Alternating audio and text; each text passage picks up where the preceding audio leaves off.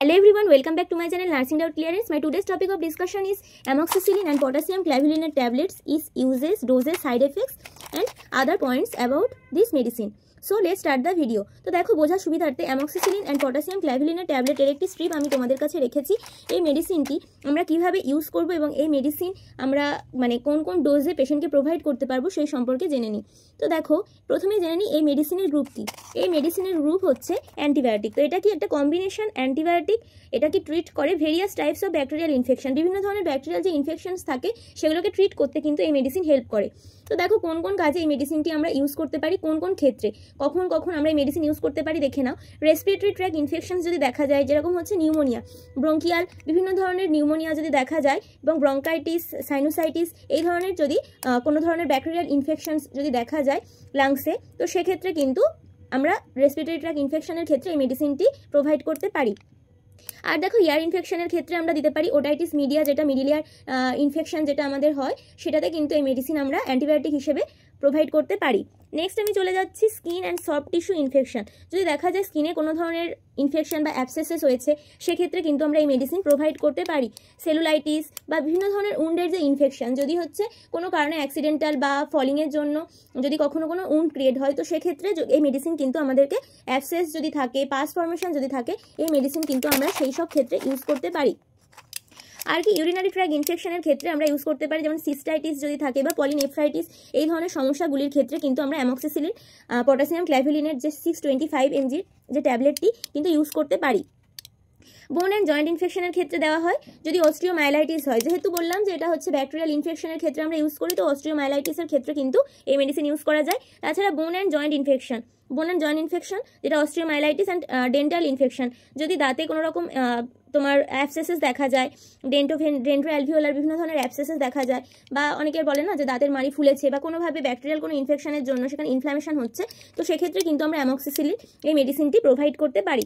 তো দেখো এখানে কম্বিনেশন তোমরা দেখতে পাচ্ছ যে পটাশিয়াম ক্ল্যাভুলিনের এখানে কত আছে। দেখো অ্যামক্সিসিলিন ট্রাইহাইড্রেট এটা কিন্তু আছে 500 mg অ্যান্ড অ্যামক্সিসিলিন পটাশিয়াম ক্ল্যাভুলিনের আছে 125 mg। তো এই মেডিসিনের কিন্তু আমাদের এরকম অ্যামাউন্টে থাকে, যেটা হচ্ছে 625 টোটাল, যেটা আমার এখানে তোমার ডোজটা আছে। তো এই মেডিসিনের 625 একটা করে ট্যাবলেট আমরা কিন্তু অ্যাডাল্ট পেশেন্টদের, যখন আমি অ্যাডাল্ট পেশেন্টকে এই মেডিসিন প্রোভাইড করব দিনে 2টো করে, বা অনেক ক্ষেত্রে কিন্তু ওয়েট অনুযায়ী বা তার সিভিয়ারিটি অনুযায়ী, ডিজিজের সিভিয়ারিটি অনুযায়ী দিনে 3টে করে এই মেডিসিন প্রোভাইড করা হয় বা আমরা প্রোভাইড করি। তো যখন তোমরা মেডিসিন নেবে অবশ্যই তোমরা ডক্টরের পরামর্শ নিয়ে এই মেডিসিনটি গ্রহণ করবে, এবং তোমাদের কতটা সিভিয়ার মেডিসিনটা খাওয়ার জন্য যে কতটা দরকার এই মেডিসিন, বা তোমার ডিজিজটা কতটা সিভিয়ার তার উপর কিন্তু ডিপেন্ড করে এই মেডিসিন তুমি দিনে 3টে নেবে নাকি দিনে 2টো নেবে। তো বেশিরভাগ ক্ষেত্রে কিন্তু আমরা এই মেডিসিন দিনে 3বারই খেতে বলা হয়, সকাল, দুপুর এবং রাত। এবং অনেক ক্ষেত্রে দেখা যায় যে সিভিয়ারিটিটা অনেক কম, সেক্ষেত্রে কিন্তু আমরা দিনে 2বারও এই মেডিসিন প্রোভাইড করতে পারি। তো ডোজ সম্পর্কে জেনে নিলাম। এবার যখন আমরা চিলড্রেনদের ক্ষেত্রে দেবো অ্যান্টিবায়োটিক, যখনই চিলড্রেনদের ক্ষেত্রে দেবো, তার দেওয়ার আগে অবশ্যই আমরা ডক্টরের পরামর্শ নেব। এই মেডিসিন কোনোভাবেই আমরা কিন্তু 12 ইয়ার্সের নিচে যে বাচ্চা তাদেরকে দেওয়ার আগে অবশ্যই তার ওয়েট চেক করা এবং ফিজিশিয়ানের পরামর্শ নেওয়া অবশ্যই খুবই দরকার। নেক্সট আমি চলে যাচ্ছি দেখো সাইড এফেক্টসে। তো আমরা ইউজের সম্পর্কে জানলাম, ডোজের সম্পর্কে জানলাম, সাইড এফেক্টস এখানে কিন্তু প্রচুর সাইড এফেক্টস দেখা যায়। এই মেডিসিন অ্যান্টিবায়োটিক মেডিসিনের প্রচুর কিন্তু সাইড এফেক্টস দেখা যায়। তো দেখো গ্যাস্ট্রো ইন্টেস্টাইনাল ইস্যু দেখা যায় বিভিন্ন ধরনের। তো সেগুলো কি কি দেখো, ডায়রিয়া হতে পারে, Nazia, vomiting, stomach cramps, bloating, gas formation দেখা যায়, এবং প্রচুর পরিমাণে অ্যাসিডিটি দেখা যায়। গ্যাস ফর্মেশন মানে অ্যাসিডিটি, তো স্টোমাক প্রচুর পরিমাণে ক্র্যাম্পস দেখা যেতে পারে, এবং ব্লটিং আর অ্যাসিড ফর্মেশন কিন্তু দেখা যায়। নেক্সট দেখো ফাঙ্গাল ইনফেকশনস হতে পারে। তো যেহেতু এই মেডিসিন হচ্ছে আমরা ব্যাকটেরিয়ার ক্ষেত্রে ট্রিট করার জন্য ইউজ করছি, কিন্তু এই মেডিসিনের জন্য অনেক ক্ষেত্রে দেখা যায় যে ক্যান্ডিডিয়াসিস, সিস্টের যে ইনফেকশন এবং ভ্যাজাইনাল ইচিং আর যে ডিসচার্জ ফর্মেশন সেগুলো কিন্তু হতে পারে। তো সেই জন্য কিন্তু এই মেডিসিন যখনই সাইড এফেক্টস দেখা যাবে তখন সঙ্গে সঙ্গে স্টপ করতে হবে বা ফিজিশিয়ানের পরামর্শ নিতে হবে। আর কি কি থাকে দেখো, স্কিন রিয়াকশন দেখা যায়, ইচিং দেখা যায়, চুলকণা, রেডনেস এবং হচ্ছে মাইল্ড র্যাশেস কিন্তু এই মেডিসিনে দেখা যায়।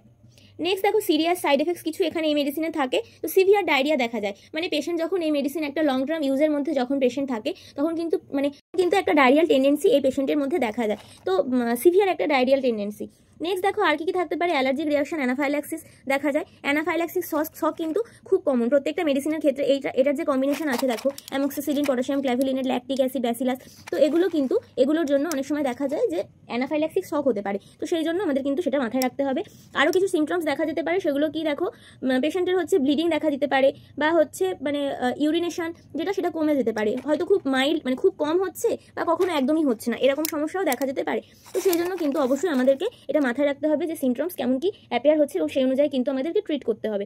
কন্ট্রাইন্ডিকেশন এখানে তোমার যদি দেখা যায় যে পেশেন্ট হচ্ছে যখন হচ্ছে তোমার এজ কম আছে, মানে চিলড্রেন আছে, তো সেক্ষেত্রে এবং অ্যানাফাইল্যাক্সিস শক যদি থাকে, মানে প্রিভিয়াস হিস্ট্রি অনুযায়ী যদি তার অ্যানাফাইল্যাক্সিস কোনো শক থেকে থাকে, এই কম্বিনেশন অফ মেডিসিনে অবশ্যই কিন্তু সেগুলোকে অ্যাভয়েড করতে হবে। নেক্সট চলে যাচ্ছি কিছু ইম্পর্টেন্ট নোটসে। তো দেখো ইম্পর্টেন্ট নোটসগুলো কিন্তু আমাদের অবশ্যই প্রত্যেকটা মেডিসিন নেওয়ার আগে জেনে রাখা দরকার, কারণ কি ইম্পর্টেন্ট নোটস না জানলে কিন্তু আমাদের এই মেডিসিনের বিভিন্ন ধরনের সাইড এফেক্টস থেকে আমরা মুক্তি পেতে পারবো না, এবং আমাদের কিন্তু অনেক বড় ক্ষতি হয়ে যেতে পারে। তো দেখো ইম্পর্টেন্ট নোটসগুলোর মধ্যে কি কি আছে, কনসাল্ট করতে হবে ফিজিশিয়ানের সঙ্গে যদি দেখা যায় যে বিভিন্ন ধরনের সাইড এফেক্টস মানে দেখা যাচ্ছে, মানে সেগুলো হচ্ছে হয়তো যে সাইড এফেক্টসগুলো বললাম সেগুলো যদি দেখা যায়, বা ব্লিডিং টেন্ডেন্সি দেখা যায়, মানে সিরিয়াস যে সাইড এফেক্টসগুলো, সঙ্গে সঙ্গে কিন্তু আমাদের ফিজিশিয়ানের পরামর্শ নিতে হবে। আর কি এই মেডিসিনটা অ্যান্টিবায়োটিকের কোর্স কিন্তু সবসময় কমপ্লিট করতে হবে। যদি 5 দিনের বা 7 দিনের মেডিসিনের একটা কোর্স ডক্টর তোমাকে দেয়, অবশ্যই কিন্তু সেই কোর্সটা কমপ্লিট করতে হবে। 3 দিন আমার পেশেন্টের দেখা গেল যে তার যে প্রবলেমের জন্য আমি খাওয়াচ্ছিলাম মেডিসিনটা, সেটা ঠিক হয়ে গেছে, কিন্তু তারপরেও কিন্তু এই মেডিসিনটা আমাদেরকে কমপ্লিট ডোজ করতে হবে। না হলে কি হয়, যে ব্যাকটেরিয়াগুলো মানে আমি সাবসাইড হয়ে গেছিল, তারা কি হয় আবার ব্যাক করে, তার ফলে কিন্তু পেশেন্ট বারে বারে ওই রোগে ভুগতে থাকে, এবং তারপরে অ্যান্টিবডি রেজিস্ট্যান্স হয়ে যেতে পারে। সেই জন্য আমাদেরকে যখনই কোনো অ্যান্টিবায়োটিক মেডিসিন দেবে, প্রত্যেকটা অ্যান্টিবায়োটিক ক্ষেত্রে এটা সেম, যে তাদের কিন্তু অবশ্যই কমপ্লিট কোর্সটা করতে হবে। নেক্সট দেখো আদার সিমটমস কি কি থাকছে। রিপোর্ট করতে হবে, যে ইমিডিয়েটলি ফিজিশিয়ানকে রিপোর্ট করতে হবে যদি কোনো সিভিয়ার সাইড এফেক্টস দেখা যায়, যেটা তোমাদেরকে বললাম। আর কি যদি জিআই এফেক্টের বিভিন্ন ধরনের যে সাইড এফেক্টসগুলো দেখা যায়, যেমন ওই ব্লটিং বা অ্যাবডোমিনাল ক্র্যাম্পস, এই প্রবলেমগুলো দেখা যায়, সেক্ষেত্রে কিন্তু মেডিসিনটি আমাদেরকে ফুডের সঙ্গে নিতে হবে। তার ফলে কিন্তু এই জিআই সাইড এফেক্টসগুলো তোমার সাবসাইড হবে। তো আজকে আমার ভিডিওটি ছিল অ্যামক্সিসিলিন অ্যান্ড পটাশিয়াম ক্ল্যাভিলিনের ট্যাবলেট কি, এবং এই মেডিসিন আমরা কোন ডোজে পেশেন্টকে প্রোভাইড করব, এই মেডিসিনের সাইড এফেক্টস কি, কন্ট্রাইন্ডিকেশনস অ্যান্ড স্পেশাল পয়েন্ট সম্পর্কে আমরা জেনে নিলাম। আজকে আমার ভিডিওটি এই পর্যন্ত, পরবর্তী ভিডিও নিয়ে খুব তাড়াতাড়ি তোমাদের সঙ্গে আসছি। ততক্ষণ সবাই ভালো থেকো, সুস্থ থেকো, আর ভিডিওটি ভালো লাগলে অবশ্যই লাইক, কমেন্ট এবং শেয়ার করতে ভুলো না। টাটা।